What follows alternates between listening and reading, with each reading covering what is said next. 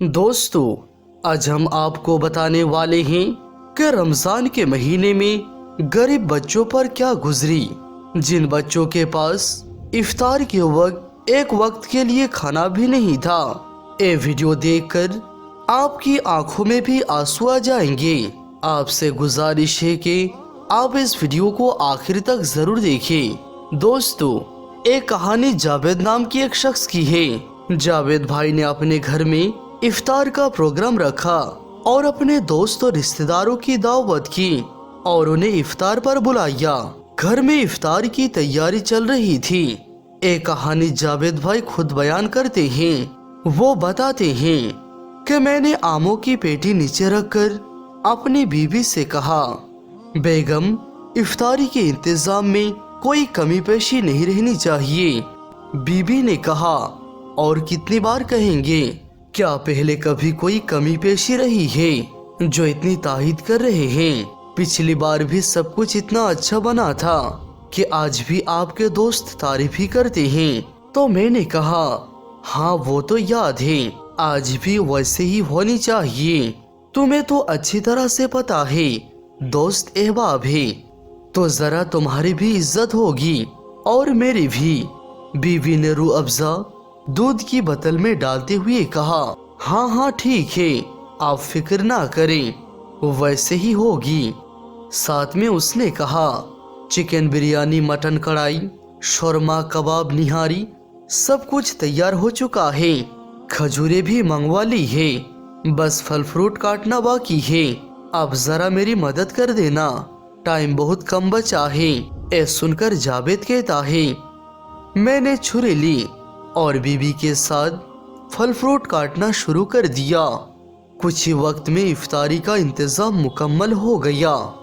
हमने सारा सामान डाइनिंग टेबल पर लगा दिया। इतने में दोस्तों और रिश्तेदारों का आने का सिलसिला भी शुरू हो गया। इफ्तारी का वक्त होते ही सबने इफ्तारी की और खुशी खुशी खाना खाने लगे। इतने में मेरा एक दोस्त जिसका नाम अफजल है, उसने नवीद का मजाक उड़ाते हुए कहा, अरे नवीद यार, थोड़ा ही खाना, कहीं ऐसा ना हो कि तुम्हें यहाँ से उठाकर ले जाना पड़े। ऐ सुनकर सब हंस पड़े और हंसी मजाक के साथ साथ लजीज खानों का मजा लेने लगे। जब सब लोग खाने से फारिग हो गए तो ये कहते हुए बाहर निकलने लगे, जज़ाकल्लाह, बहुत मजा आया। मैं अपना हाथ धोने के लिए बेसिन पर गया, जाकर टैप खोली। इतने में मेरी कान में एक बच्ची की आवाज आई। बच्ची कह रही थी, अम्मी, अब तो सब लोग तरावी की नमाज भी पढ़ रहे हैं और हमने अभी तक रोजा इफ्तारी नहीं किया, सहरी भी सिर्फ पानी से की थी। जावेद कहता है, ये सुनकर मेरी आंखों के सामने अंधेरा छा गया। ये आवाज पड़ोसियों के 12 साल की बच्ची की थी। मैं ये जानता था कि दीवार से किसी के घर पे झांकना गलत है, लेकिन फिर भी मैं उनके घर पे झांकने पर मजबूर हो गया। मैंने देखा एक बच्ची अपने माँ के सिर पर खड़ी थी और माँ चारपाई पर सर झुका कर बैठी थी और उससे नजर नहीं मिला पा रही थी। बाकी बच्चे अपनी बहन की सवाल सुनकर अपनी माँ के जवाब का इंतजार करने लगे। बच्ची बार बार खाने का मुतालबा कर रही थी। जावेद बताता है, मैं ये देखकर पत्थर जैसा हो गया। उसकी माँ ने जब सिर उठाया तो अचानक नजरें मुझ पर पड़ गई। मैं दीवार पर खड़ा था, उसकी आंखें आंसुओं से भरी हुई थी। मुझ पर नजर पड़ते ही वो जबरदस्ती मुस्कुराई और चादर से आंसू पोंछते हुए कहने लगी, भाई आप कैसे हैं? ए लड़की बहुत जिद्दी है, अभी अभी खाना खाया है और फिर भी जिद कर रही है। जावेद कहता है कि वो झूठ बोल रही थी, शायद जानती थी कि मैंने बच्ची की बात सुन ली है। मैं सोच रहा था कि जो मेरे दोस्त खाने के बाद बार बार खाने की तारीफें कर रहे थे और एक दूसरे को कह रहे थे कि भाई कम खाओ वगैरह वगैरह, वो सब बातें अगर इन्होंने सुनी होगी तो इन पर क्या बीती होगी। जावेद बताता है, मैं ये सब कुछ देख और सोच रहा था। इतने में पता नहीं कब मेरी बीबी मेरे पास आकर खड़ी हो गई। मैंने आपको बड़ी मुश्किल से नॉर्मल किया और बिजली की तेजी से घर से बाहर आया तो बीबी कहने लगी, अरे अरे कहाँ जा रहे हैं, क्या हुआ, सब खैरियत तो है ना, आराम से जाए, आखिर क्या हुआ है।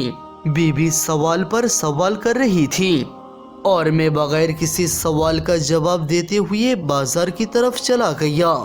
मैंने वहां से हर वो चीज खरीदी जो मैंने इफ्तारी में खाई थी और उसे लेकर वापस चल दिया।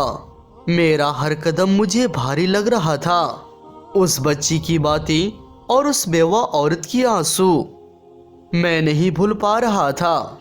घर पहुंचने में तकरीबन आधा घंटा लगता था। आकर दरवाजे पर दस्तक दी तो उसी बच्ची ने दरवाजा खोला। मुझ पर नजर पड़ते ही उसकी आंखें खुशी से चमक उठी। वो वापस मुड़ी और शोर मचाने लगी, देखो जावेद अंकल क्या लाई हैं। सब बच्चे मेरी तरफ लपके और मैंने सारा सामान रखकर सबको बारी बारी सीने से लगाया और पेशानियों को बोसा दिया। उनकी माँ ये देखकर फूट फूट कर रोने लगी। मैं भी अपने आंसू नहीं रोक पाया। बच्चों का शोर सुनकर मेरी बीवी भी दीवार पर आ गई थी और ये सब देखने लगी। जब मैंने उसकी तरफ देखा तो वो मुझे देखकर मुस्कुराई और अपने आंसू पोंछने लगी। मैंने सामान खोला और बच्चों को साथ में बिठाकर खाना खिलाया। हारने वाले के साथ बच्चे मुझे अजीब निगाहों से मेरी तरफ देखते जा रहे थे। बच्चों ने जी भर कर खाना खाया। जब सब खाना खा चुके मैंने कहा, आप लोग आराम करो और अम्मी से भी कहो कि वो भी खाना खा ले, मैं थोड़ी देर में आता हूँ। बच्चों ने कहा, ठीक है अंकल, जावेद बताता है। इसके बाद मैं वहाँ से चला और मार्केट में आकर महीने भर का राशन लिया और दोबारा उनके घर आया। सारे बच्चे सो चुके थे और उनके माँ जाग रही थी। मुझे देखकर वो खड़ी हुई और नजरें झुकाकर कहने लगी, भाई आपने इतनी तकलीफ क्यों उठाई। मैंने कहा, आप मेरी बहन हो, इसमें तकलीफ की क्या बात है। एक कहकर मैंने सामान एक तरफ रखना शुरू कर दिया।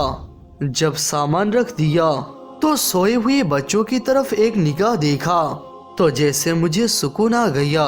मैंने कहा, ठीक है बहन, चलता हूँ। ये कहते ही मैं बाहर की तरफ चल दिया। निकलते हुए उस औरत की भारी आवाज में मैंने सुना कि भाई अल्लाह आपको किसी का मोहताज ना करे। वो मुझे दुआ देने लगी। मेरे जिस्म में एक सर्द लहर दौड़ गई। मैं बाहर निकला तो उसने दरवाजा बंद कर लिया। फिर उसके बाद हर दिन बच्चों के हंसने खेलने की आवाज आती थी जिसे सुनकर मेरे रूह को सुकून मिलता। जावेद कहता है कि घर पहुंचकर मैंने सजदाए शुक्र अदा किया और अल्लाह से रो रो कर माफ़ी मांगी कि अल्लाह सुब्हान व तआला मुझे माफ़ फरमा दे कि मैं जो अब तक इस बात से गाफिल था।